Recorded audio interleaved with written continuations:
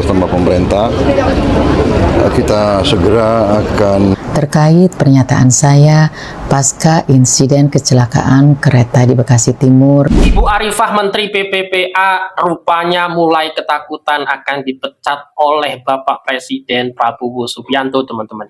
Usai membuat pernyataan atau usulan atas insiden kecelakaan kereta api yang ada di Bekasi, yang mana usulan dari ibu ini untuk memindahkan tempat duduk atau gerbong khusus perempuan ke tengah, karena gerbong paling belakang itu dinilai paling beresiko tinggi saat terjadi benturan, teman-teman. Dan sekarang Ibu Arifah ini sudah melakukan klarifikasi dan meminta maaf atas usulan atau pernyataannya yang kontroversial. Sepertinya ibu ini mulai kena mental ya, karena seringkali di berbagai platform sosial media hari ini itu membahas ibu menteri satu ini, teman-teman ya.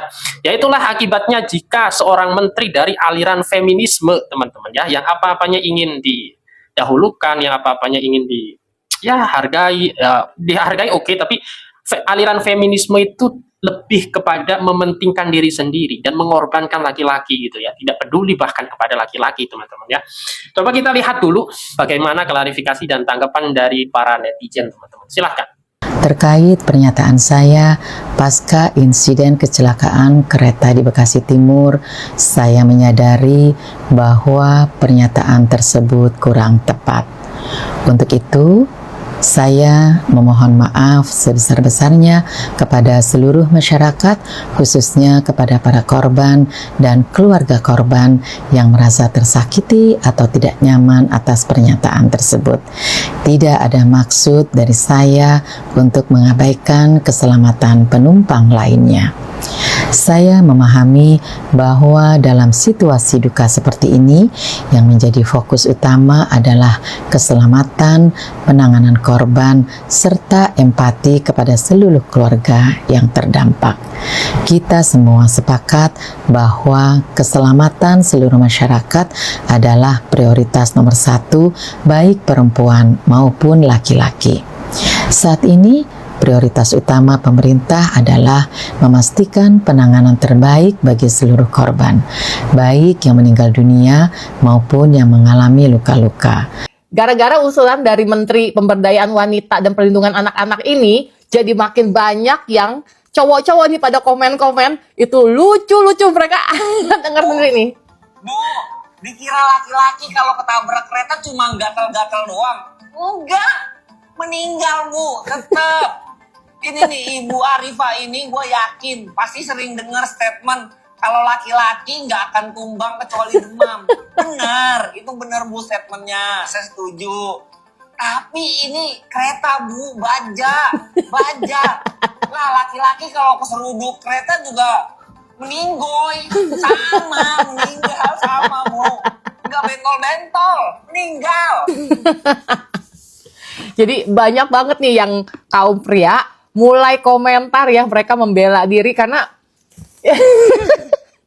kesian, merasa dijadiin tumbal. Di rumah udah dijadiin tumbal, sekarang di gerbong kereta juga dijadiin tumbal. Ya tapi bener sih, yang nggak bijak lah ya untuk ide-idenya tuh kayak kok gampang banget gitu, ngerocosnya gampang banget ngomongnya. Gimana sih, itu kan nyawa, pengen cewek, cowok, pengen aki-aki, nenek-nenek, anak-anak, ya sama aja, itu sebuah tuh jiwa loh. Ya mungkin kalau kita kaum cewek jadi ketawa ya, karena dibela ya, tapi buat yang cowok-cowok ya nggak tahu. Coba aja lihat, nanti akan makin banyak nggak yang komentar nih, pasti bapak-bapaknya nih. Kalau menurut kalian gimana usulan dari Ibu Menteri ini?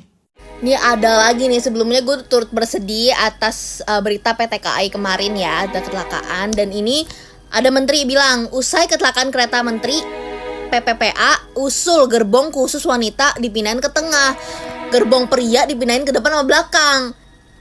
Bu, mohon maaf nih, laki-laki juga manusia biasa, bukan nabi Bu. Bukan seolah-olah nanti bisa kalau misalnya ada kereta datang kencang langsung ditahan kayak Spider-Man, langsung ayo kita berubah jadi Hulk gitu, menahan kereta itu biar ketabrak. Nggak kayak gitu Bu, jujur sama aja Bu, nggak ada solusi yang ini Bu, yang kayak wanita sama pria sama-sama selamat gitu. Coba ada solusi lain nggak Bu, jujur? Kalau misalnya dipindahin doang, ya nggak apa-apa deh Bu, dipindahin wanita di tengah. Yang laki-lakinya juga seharusnya diselamatin juga Bu. Masalahnya laki-laki juga manusia nih Bu, manusia biasa nih.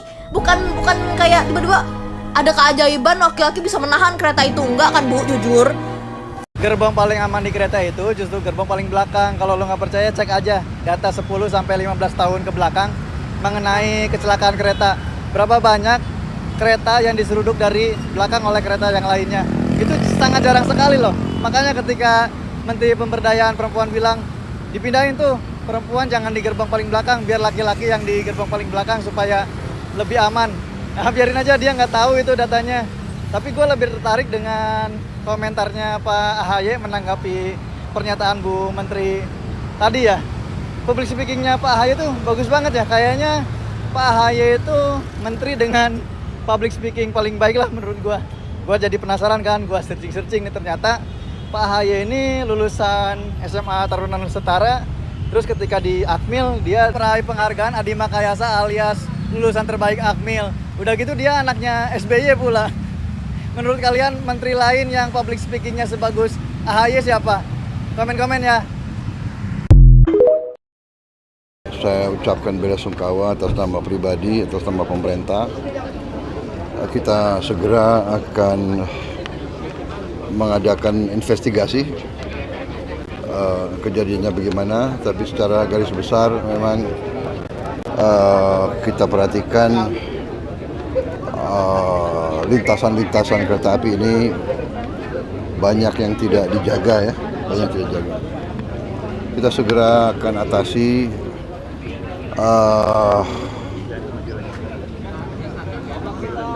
Pemerintah daerah Bekasi telah mengajukan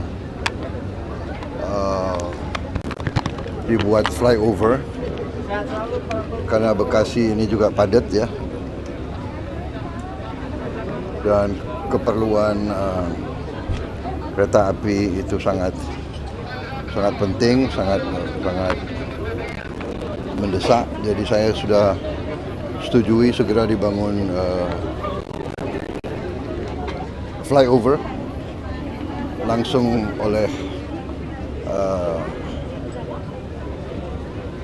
bantuan Presiden. Kemudian di Jawa ada 1.800 titik yang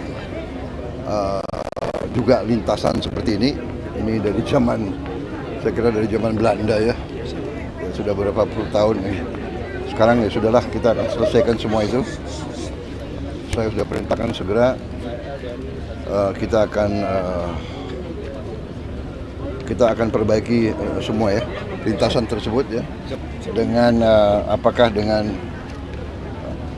dilakukan pos jaga atau dengan flyover ya. Nanti pelaksananya kita tunjuk.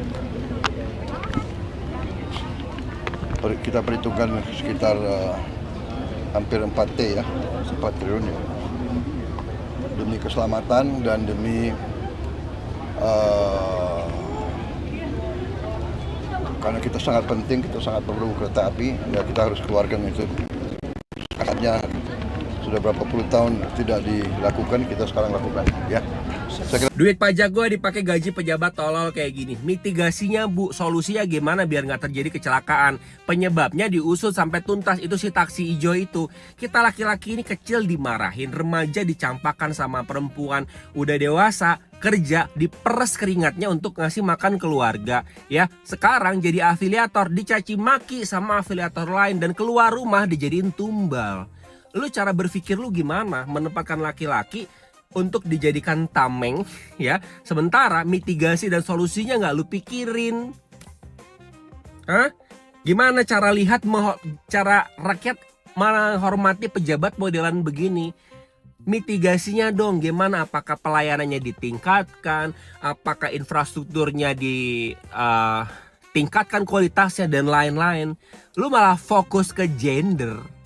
Hah? Fokus ke gender. Bapak Prabowo Subianto, Anda kalau milih menteri itu alasannya apa sih Pak? Patokannya apa sih Pak? Penilaiannya apa sih Pak? Kok bisa orang begini terpilih sebagai menteri? Hah? Ini orang ketahuan banget gak pernah naik KRL. Hah?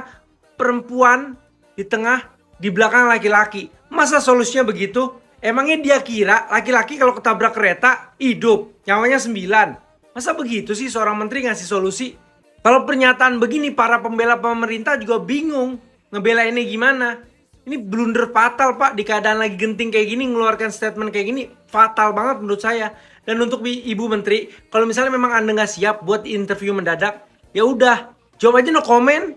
Walaupun ngeselin tapi setidaknya nggak sengeselin ini. Atau nggak jawab aja diplomatis, kami akan pertimbangkan dan lain sebagainya. Ini tolonglah Pak, tertibkan Pak menteri kayak gini Pak, bikin sakit hati. Menurut kalian gimana guys? La ilaha illallah, Bu Menteri, kalau mau ngasih solusi yang bener dikit ngapa Bu? Mau dipindahin di tengah, di ujung mah sama baik yang namanya musibah. Kita laki-laki emang kuat Bu, tahan banting, otot kawat, tulang besi. Tapi yang namanya ditubruk juga sama, kita penyok-penyok juga. Lah jangan disamain kayak Spiderman Bu, itu mah film, dia bisa nahan kereta no. Laki kita mah laki, nahan berak aja udah gelisah banget. Coba dah Bu, cari solusi yang lain. Apa kagak konsultasi dulu tuh sama Madura tukang besi. Kira-kira besi apa yang kuat buat nahan besi gitu. Memang konsepnya tuh if he want he would. Bener, saya setuju. Kalau dia mau, dia pasti akan ngelakuin. Saya setuju. Tapi nggak jadi tumbal kereta juga gitu loh. Nggak ditumbalin buat kereta juga gitu loh. Kan maksudnya gini loh, kecelakaan, ada korban jiwa segala macam. Berarti yang harusnya dibenerin kan sistemnya gitu loh, relnya. Next time-nya harus gimana supaya tidak terjadi kejadian serupa. Bukan korbannya yang diganti gitu loh. Oh sekarang karena korbannya cewek semua, kita gantilah next time-nya ceweknya taruh tengah, cowok-cowok taruh belakang gitu. Kan nggak gitu. Nggak gitu. Cowok harus effort, oke, setuju. Cowok harus provider, setuju. Cowok harus menafkahi, setuju. Cowok harus tanggung jawab, setuju. Cowok harus family man, setuju. Cowok harus bisa menjadi protektor bagi keluarganya, setuju. Protektor bagi keluarga, bukan protektor buat seluruh gerbong kereta, itu loh maksud saya. Kuat mah kuat, kita nge-gym tiap hari pun, Aderai pun badan segitu ditabrak gerbong juga bubar Bu. Oke teman-teman, ya memang usulan dari Ibu Menteri Arifah ini kontroversial banget gitu ya. Mana mungkin sih ketika ada insiden kecelakaan, ada seorang menteri yang mengusulkan seperti itu. Itu kan seperti lebih kepada mengganti siapa yang menjadi korban.